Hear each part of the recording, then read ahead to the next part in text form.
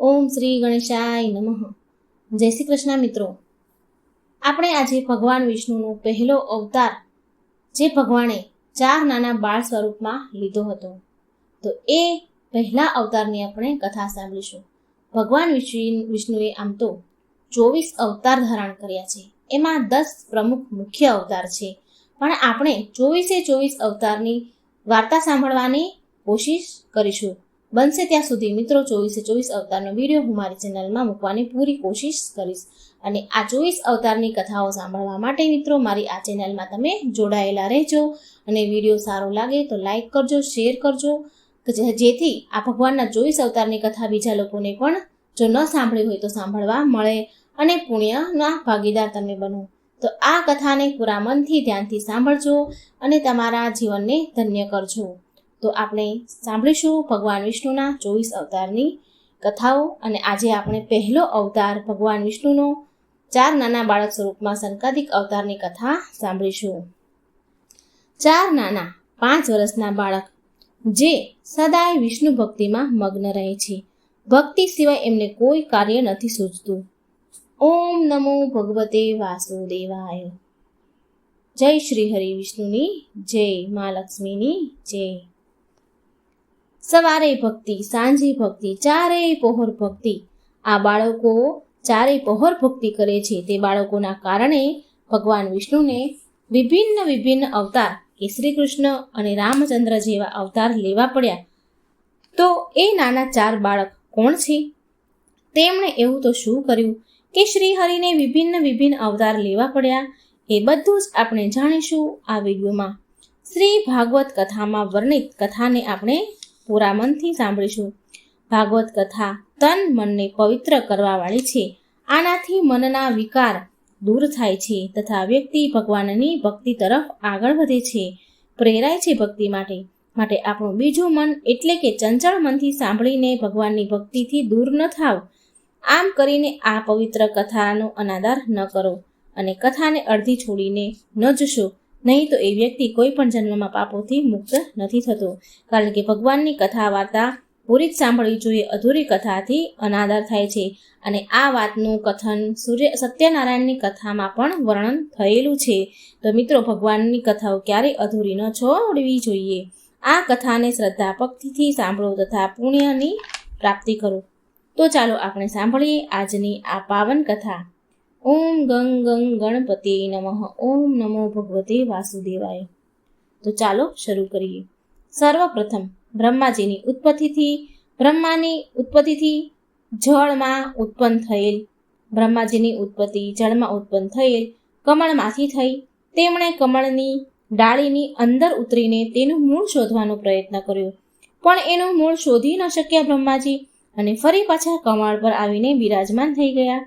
અને બિરાજમાન થતા એ વિચારવા લાગ્યા કે હું ક્યાંથી આવ્યો અને કેવી રીતે પ્રગટ થયો. ત્યારે તેમને એક શબ્દ સંભળાયો, તપસ તપસ તપસ. એટલે બ્રહ્માજીએ 100 વર્ષ સુધી આંખો બંધ કરીને તપસ્યા કરી. પછી બ્રહ્માજીને ભગવાન વિષ્ણુની પ્રેરણાથી સૃષ્ટિ રચનાનો આદેશ મળ્યો.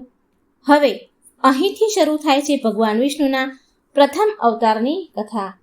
બ્રહ્માજીએ સર્વપ્રથમ 4 પુત્રોની ઉત્પત્તિ કરી: સનક, સનંદન, સનાતન અને સનત. બ્રહ્માજીએ આ 4 પુત્રોને સૃષ્ટિ રચનાનો આદેશ આપ્યો, પરંતુ એ ચારેય સૃષ્ટિ રચના છોડીને તપસ્યામાં લીન થઈ ગયા. તેમના પુત્રોને આમ કરવાથી, એની તપસ્યા કરવાથી, ભગવાનની ભક્તિ કરવાથી આ બધું કરતા જોઈ બ્રહ્માજી ક્રોધિત થયા. એ સમયે જે આ 4 કુમાર પ્રગટ થયા હતા એ શુદ્ધ સતગુણ સ્વરૂપમાં, એમાં રજોગુણ તમોગુણ હતા નહીં, શુદ્ધ સતગુણ હતા. અને ના તો એમાં પ્રમાદ, નિંદ્રા કે આળસ હતી, અને ના સૃષ્ટિના કાર્યમાં તેમને કોઈ રુચિ હતી, ના કોઈ એમની પ્રવૃત્તિ હતી સૃષ્ટિના કાર્યની રચના કરવાની. એમને એમાં રસ જ નહોતો. બ્રહ્માજીએ ચારેયને સૃષ્ટિ રચવાનું કહ્યું, તો તેમણે સૃષ્ટિ કરતા બ્રહ્માજીને આ આજ્ઞા સ્વીકાર કરી નહીં. વિશ્વમાં જ્ઞાનની પરંપરા બનાવી રાખવા માટે સ્વયં ભગવાનને આ 4 કુમારના રૂપમાં અવતાર ધારણ કર્યો હતો. કુમારોની જન્મજાત રુચિ ભગવાનના નામ તથા ગુણોના કીર્તન કરવા માટે, ભગવાનની લીલાઓનું વર્ણન કરવા અને પાવન લીલાને સાંભળવા માટે હતું. ભગવાનને છોડીને એક પણ ક્ષણ તેમનું ચિત્ત સંસારના કોઈ પણ વિષયમાં જતું નહીં. આવા સહજ સ્વભાવવાળા વિરક્ત ભલા કેવી રીતે સૃષ્ટિની રચના કરી શકે, સૃષ્ટિનું કાર્ય કરી શકે? તેમણે તેના પિતાજીની આજ્ઞાને નકારી નાખી. તેમણે કહ્યું, હે પિતાજી, અમે સદાય ભગવાન વિષ્ણુની ભક્તિ કરવા માંગીએ છીએ. તમે અમને સંસારની મોહ માયામાં ન ફસાવો. આ સાંભળી બ્રહ્માજીએ પણ તેમના માનસ પુત્રોની વાત સ્વીકારી માની લીધી અને આ 4 કુમારોના મુખથી નિરંતર હરિ શરણમ હરિ શરણમ આ મંત્ર નીકળતો હતો. આ વાણી એમના મુક્તિ જપથી વિરામ લેતી જ ન હતી. તેમનું ચિત્ત સદાય શ્રી હરિમાં લગ્ન રહેતું હતું. આ સમયે આ 4 કુમાર પર કાળનો ક્યારેય કોઈ પ્રભાવ પડતો નહીં. એ સદાય 5 વર્ષની અવસ્થાના જ બનેલા રહેતા હતા. સદાય માટે એ 5 વર્ષની અવસ્થામાં જ રહે છે. એક સમયની વાત છે. 4 સનકાદિક ઋષિ ભગવાન વિષ્ણુની તપસ્યા કરવા લાગ્યા. તપસ્યા દરમિયાન ભગવાન વિષ્ણુ અતિશય પ્રસન્ન થયા અને તેમણે એ 4ને ભગવાને વરદાન માંગવાનું કહ્યું. હવે 4 કુમારોએ ભગવાનને કહ્યું, હે પ્રભુ, તમારા દર્શન માત્રથી અમારું ચિત્ત નિર્મળ થઈ ગયું છે. અમને તો તમારાથી એ વરદાન જોઈએ છે કે અમે હંમેશા સદાય માટે 5 વર્ષના બાળક જ બનેલા રહીએ. ભગવાન વિષ્ણુએ આનું કારણ પૂછ્યું તો એ 4 કુમારોએ કહ્યું, હે પ્રભુ, અમે વયસ્ત થઈ જશું તો અમારી અંદર મોહ માયા વગેરે વિકાર આવી જશે. તો અમે એવું ઈચ્છીએ છીએ કે અમે સર્વદા નાના બાળક બનેલા રહીએ. કેમ કે નાના બાળકની અંદર અહંકાર મોહ માયા નથી રહેતી અને અમે તમારી ભક્તિમાં સદાય લીન રહીએ. આ સાંભળીને ભગવાન વિષ્ણુએ એ 4 બાળકોને તથાસ્તુ કહીને આશીર્વાદ આપ્યા અને ત્યારથી એ 4 કુમાર 5 વર્ષના જ બનીને રહી ગયા હતા. તો તે નાના 4 બાળક પણ એ વેદ જ્ઞાનના સ્વામી હતા. તે જ્યાં પણ જાય ત્યાં ભગવાન હરિનો સત્સંગ કરવા લાગે. એના વાચક બની જતા અને સાંભળનારા શ્રોતા બની જતા. ક્યારેક તો એવું પણ થતું કે આ બધા બાળકોમાંથી એક વક્તા જ્ઞાન કહેનાર બને અને બીજા જે 3 બાકી હોય એ બધા સાંભળવા જાય. આવી રીતે ભગવાન વિષ્ણુનો સત્સંગ કરતા હતા અને તે 4ને સ્વયં ભગવાન વિષ્ણુએ આશીર્વાદ આપીને કહ્યું હતું કે તમને આ સંસારમાં, આ સૃષ્ટિમાં ક્યાંય પણ રોકટોક વિના આવવા જવાની અનુમતિ છે. તમે 4 તમારી ઈચ્છાથી ક્યાંય પણ આવી જઈ શકો છો. તો એ 4 બાળકોએ ભગવાનને કહ્યું, હે પરમ ભગવાન વિષ્ણુ, અમે તમારા વૈકુંઠમાં પણ તમારા દર્શન માટે આવી શકીએ છીએ? આમ પૂછ્યું તો ભગવાન વિષ્ણુ બોલ્યા કે હે વત્સ, તમે 4 સદાય મારા દર્શન માટે મારા વૈકુંઠ લોકમાં આવી શકો છો. પુરુષોત્તમ ભગવાન શ્રી હરિ વિષ્ણુની આરાધનાથી બીજું કોઈ કાર્ય એ 4 માટે જરૂરી હતું જ નહીં. તેમણે નારાયણની ઉપાસનાને સર્વાધિક મહત્વ વાળું સમજ્યું તથા ત્યાંથી ચાલ્યા ગયા. એ 4 જ્યાં પણ જતા ત્યાં સદા ભગવાન વિષ્ણુનું ભજન કીર્તન કરતા. આ 4 કુમારોએ ઉદાસીન ભક્તિ, દાન તથા વિવેકનો માર્ગ શરૂ કર્યો, જે આજે પણ ઉદાસીન અખાડાના નામથી ચાલ્યો આવે છે.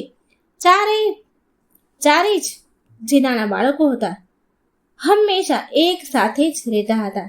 જે 4 ભાઈઓ છે એ એક જ સાથે રહેતા હતા. એક સાથે જ બ્રહ્માંડમાં વિચરણ કરતા હતા. બધાએ એક સાથે જ વેદો શાસ્ત્રોનું જ્ઞાન અધ્યયન કર્યું હતું.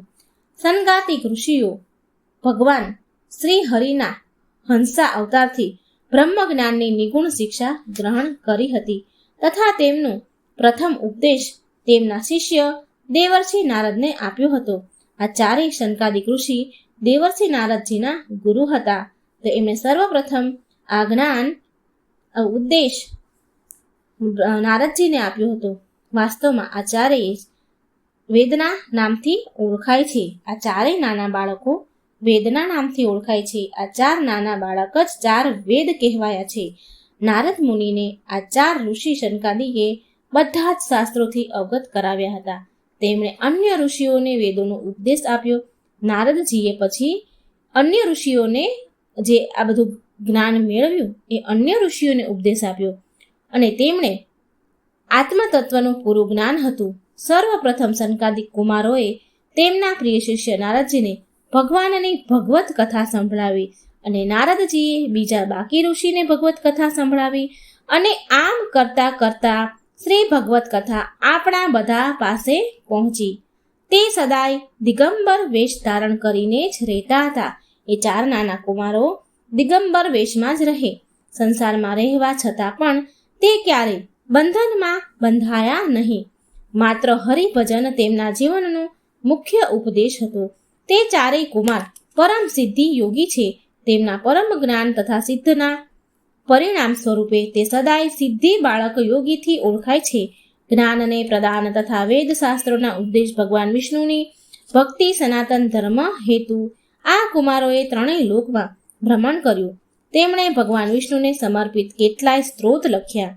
આ હતી સનકાદિક ઋષિઓના જન્મની કથા, જે ભગવાન વિષ્ણુનો પ્રથમ અવતાર છે.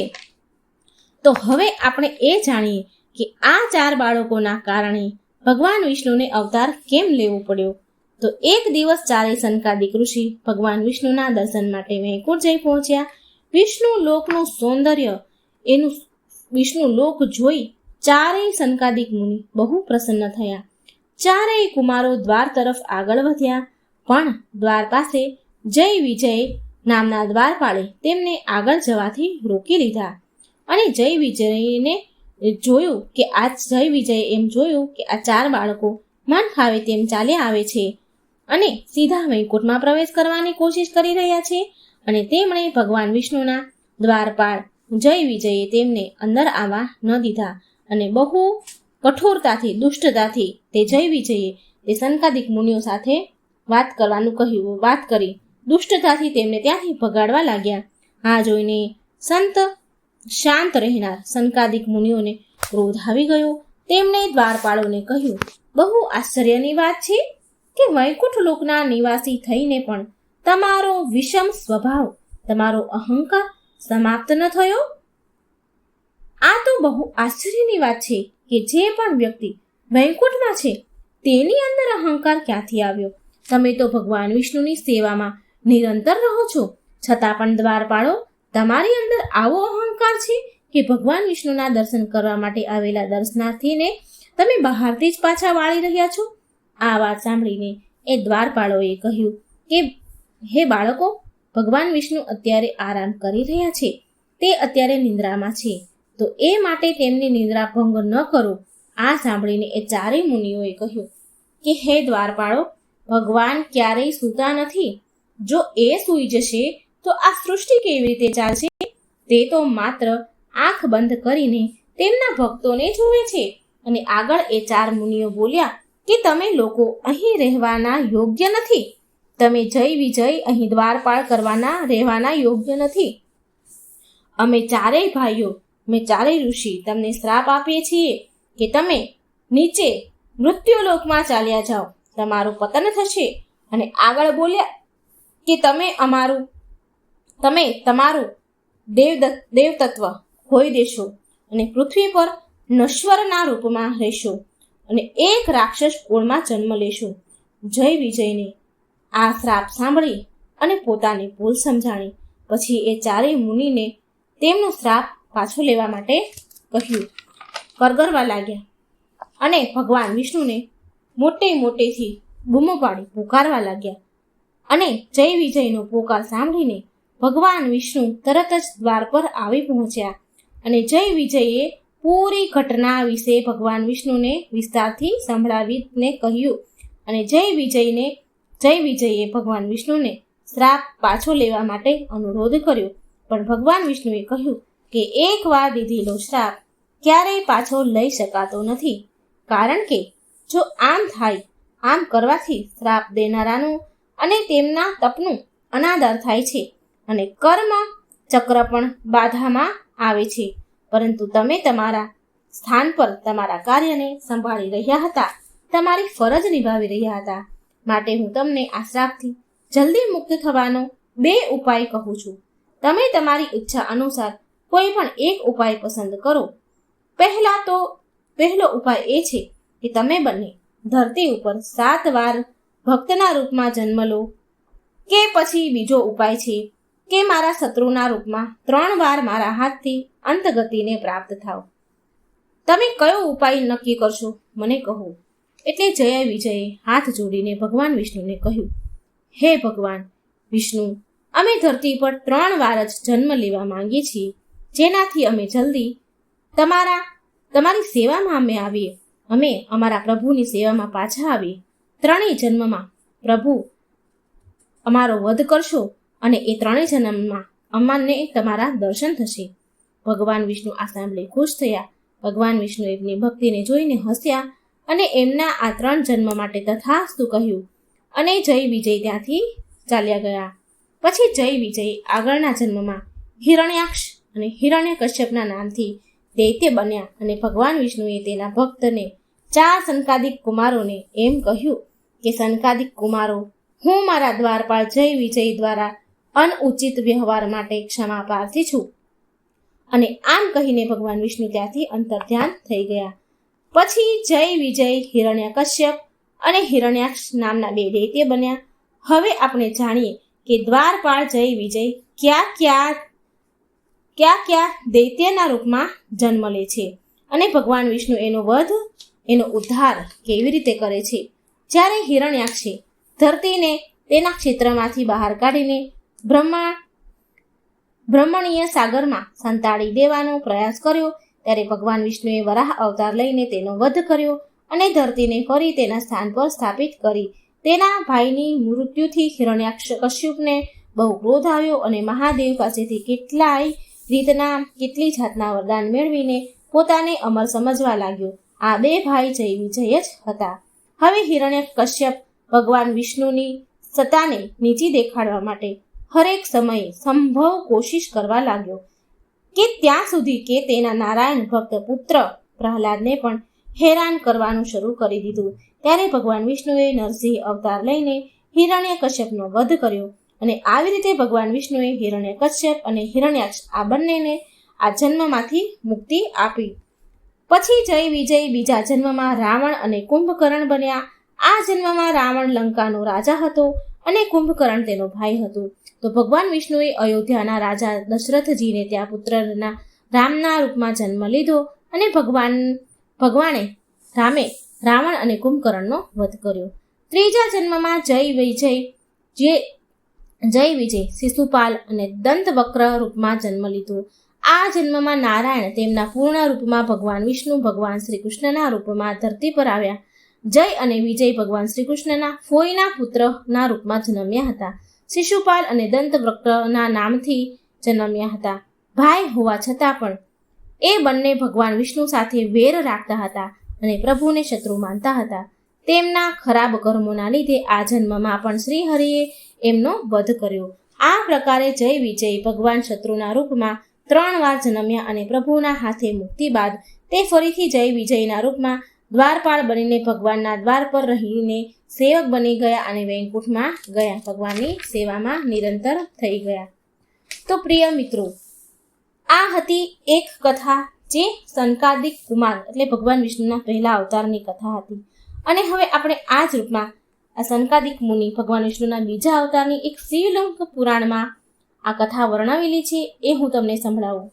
પ્રિય મિત્રો, લિંગ પુરાણમાં સંકાદિક મુનિથી જોડાયેલી એક બીજી કથા પણ કહેવાય છે. કથા અનુસાર એક સમયની વાત છે. ભગવાન શિવજી તથા માતા પાર્વતી કૈલાસ પર્વત ઉપર બેઠા હતા, વાર્તાલાપ કરતા હતા.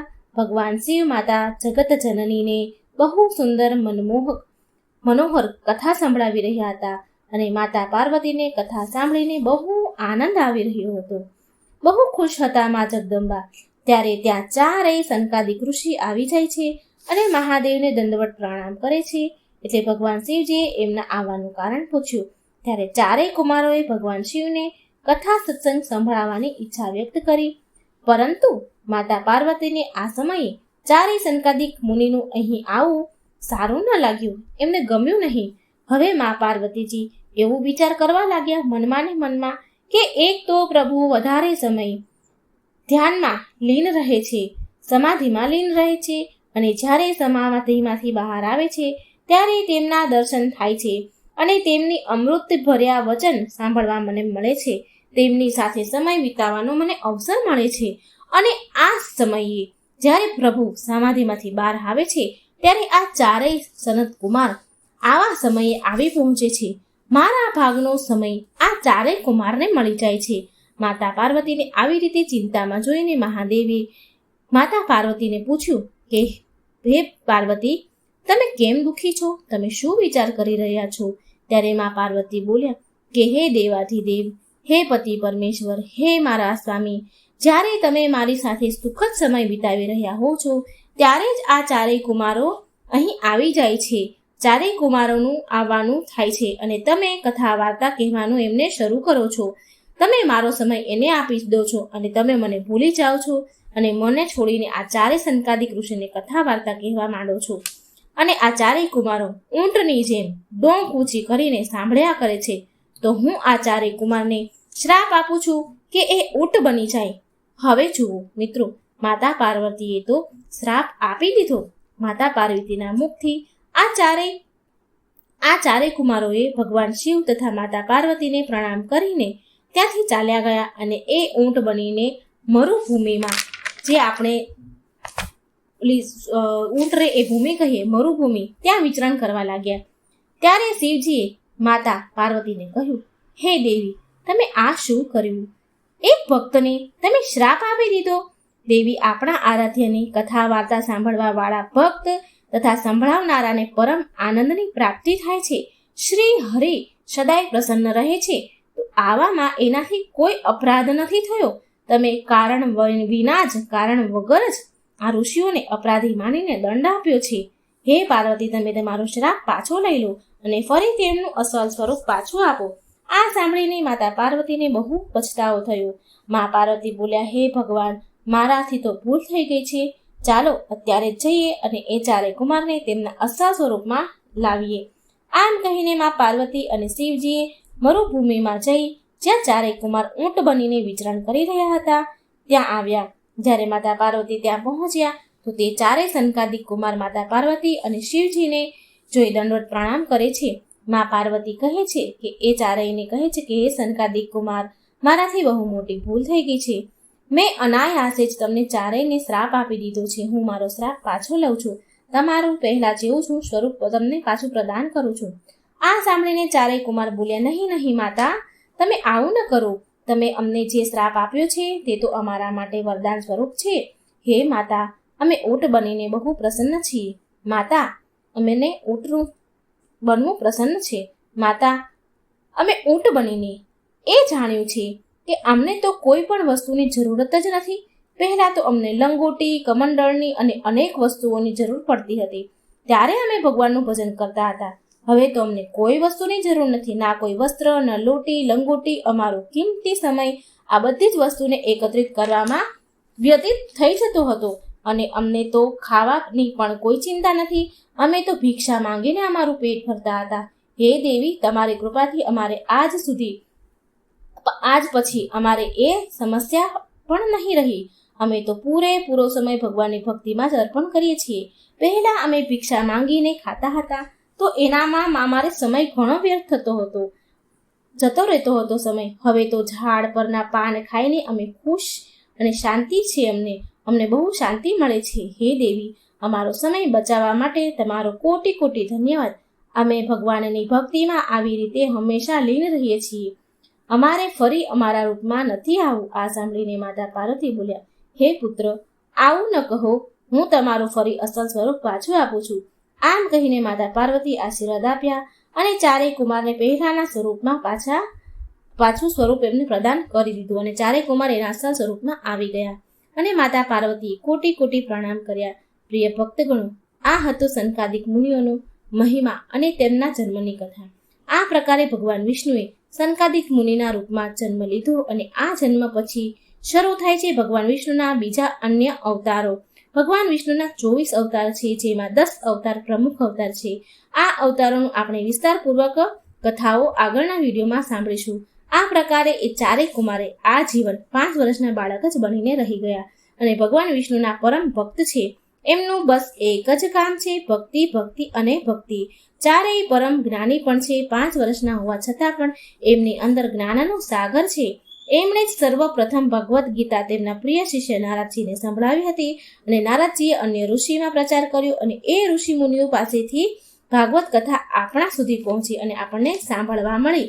તો મિત્રો, આ હતી ભગવાન વિષ્ણુના પહેલા અવતારની સંકાદિક ઋષિ 4 નાના સ્વરૂપના બાળકની કથા. મિત્રો, જો આ કથા સારી લાગે તો વિડીયો સારો લાગે લાઈક કરજો, શેર કરજો, બીજાને પણ આ પાવન કથા સાંભળવાનો અવસર આપજો અને મારી આ ચેનલને સબસ્ક્રાઈબ કરવાનું ભૂલશો નહીં.